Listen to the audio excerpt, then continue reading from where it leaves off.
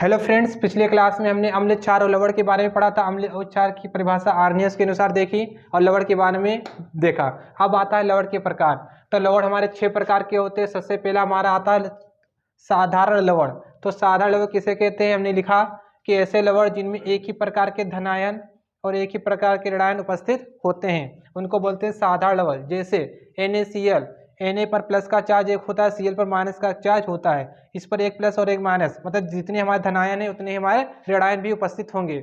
हमारा दूसरा KCl में भी एक प्लस का चार्ज होता है, Cl पर एक माइनस का चार्ज होता है। तो इसलिए इसमें भी एक प्लस का एक माइनस का, मतलब एक ही प्रकार के धनायन और एक ही प्रकार के ऋणायन उपस्थित हैं। इसको बोलते हैं साधारण लवण। तो ऐसे लवण जिनमें एक ही प्रकार के धनायन और एक ही प्रकार के ऋणायन उपस्थित होते हैं साधारण लवण कहलाते हैं। दूसरा हमारा आता है अम्लीय लवण। तो अम्लीय लवण क्या होता है? अम्लीय लवण की परिभाषा है ऐसे लवण जिनमें विस्थापनीय हाइड्रोजन आयन उपस्थित होता है। विस्थापनीय हाइड्रोजन आयन उपस्थित होता है। विस्थापनीय हाइड्रोजन आयन उपस्थित होता है। तो ऐसे लवण को अम्लीय लवण कहा जाता है। देखते हैं, जैसे NaHCO3। तो हमारा अम्लीय लवण NaCO3, इसमें हमारा विस्थापनीय हाइड्रोजन आयन दिखाई दिया तो ये हमारा अम्लीय लवण कहा जाएगा।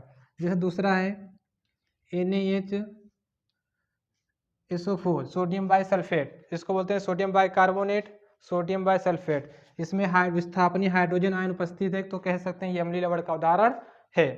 तो अब आगे देखते हैं क्षारीय लवण। नंबर 3 आता है क्षारीय लवण।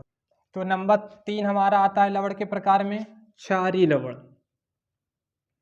क्षारीय लवण या क्षारकीय लवण भी इसको कहते हैं। तो क्षारीय लवण क्या होता है? ऐसे लवण जिसमें विस्थापनीय OH आयन उपस्थित होता है। ऐसे लवण जिनमें विस्थापनीय OH समूह उपस्थित होता है। OH समूह उपस्थित होता है, क्षारीय लवण कहलाते हैं। क्षारीय लवण कहलाते हैं। OH समूह को बोलते हैं हाइड्रॉक्सिल समूह। हाइड्रॉक्सिल समूह। तो क्षारीय लवण की परिभाषा ऐसे लवण जिसमें विस्थापनीय OH समूह उपस्थित होता है क्षारीय लवण कहते हैं। तो क्षारीय लवण का उदाहरण है जैसे MgOHCl, magnesium hydroxyl chloride, MgOHCl। इसमें OH समूह दिखाई दिया तो ये हमारा क्षारीय लवण के अंतर्गत आता है। इसी प्रकार CaOHCl, कैल्शियम हाइड्रॉक्सिल क्लोराइड, इसमें OH समूह दिखाई दिया तो ये हमारा क्षारीय लवण का उदाहरण है। नंबर 4। अगला हमारा लवण है दिक् लवण। दिक् लवण। तो दिक् लवण में ऐसे लवण जिनमें दो या दो से अधिक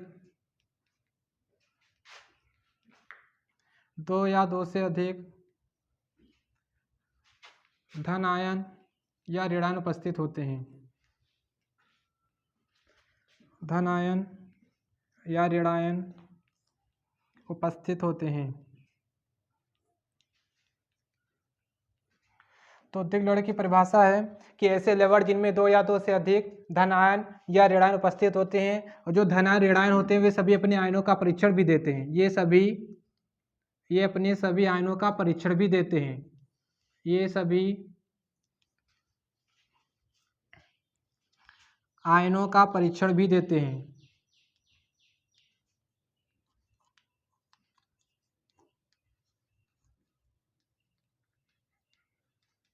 तो दिक् लवण का सबसे बढ़िया उदाहरण है हमारा फिटकरी। जैसे फिटकरी। फिटकरी में 2 या 2 से अधिक प्रकार के धनायन और ऋणायन उपस्थित होते हैं, उसी को बोलते हैं दिक् लवण। जैसे फिटकरी का फार्मूला है हमारा K2SO4 डॉट Al2SO4 का होल थ्राइज डॉट 24H2। तो ये इसको जब देखते हैं तो ये इसमें 2 या 2 से अधिक प्रकार के धनायन ऋणायन उपस्थित हो सकते हैं। जिस K पर प्लस का एक चार्ज, SO4 पर माइनस के 2 चार्ज होते हैं, Al पर एल्युमिनियम पर प्लस के 3 चार्ज, SO4 पर माइनस का 2 चार्ज, बाकी H प्लस पानी है उसमें जुड़ा होता है फिटकरी में। तो इसमें देखते हैं इसमें 2 या 2 से अधिक, 2 भी हैं इसमें और 3 भी हैं। तो ये कह सकते हैं ये दिक् लवण का उदाहरण है कि ऐसे लवण जिसमें 2 या 2 से अधिक ऋणायन या धनायन उपस्थित होते हैं, ये सभी अपने आयनों का परीक्षण भी देते हैं। इसको दिक् लवण कहा जाता है। तो अगला लवण है हमारा 5वां संकर लवण। संकर लवण। तो संकर लवण क्या होता है? ऐसे लवण जिनमें 2 या 2 से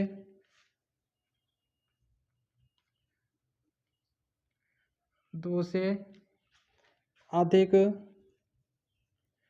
साधारण लवण उपस्थित होते हैं। साधारण लवण उपस्थित होते हैं। तो संकर लवण कहते हैं ऐसे लवण जिनमें 2 या 2 से अधिक साधारण लवण उपस्थित होते हैं, संकर लवण कहलाते हैं। ये प्रायः ठोस अवस्था में होते हैं। ये प्रायः ठोस अवस्था में होते हैं। ये प्रायः ठोस अवस्था में होते हैं। ये सभी अपने आयनों का परीक्षण नहीं देते। ये अपने सभी आयनों का परीक्षण नहीं देते।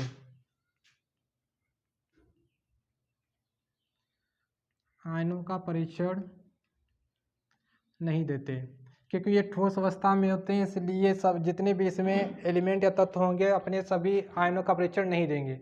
उसमें क्या था, दिक् लवण में सभी अपने आयनों का परीक्षण देते थे। तो संकर लवण का एग्जाम्पल है हमारा जैसे K4FeCN6 पोटेशियम फेरोसाइनाइड, K4FeCN6। तो K पर प्लस का चार्ज, FeCN6 माइनस के, तो K4FeCN6 ये हमारा संकर लवण का एग्जाम्पल है। पोटेशियम फेरोसाइनाइड इसको बोलते हैं। K प्लस का चार्ज FeCN6, ये Fe और CN से अलग अलग आयन ना देके ये पूरा K अलग प्लस का आयन परीक्षण देता है, ये इतना अलग हो जाता है। ये बाकी जितने भी हैं ये अलग अलग अपने आयनों का परीक्षण नहीं देते। तो ये थे हमारे लवण के प्रकार कुछ। बाकी अगली क्लास में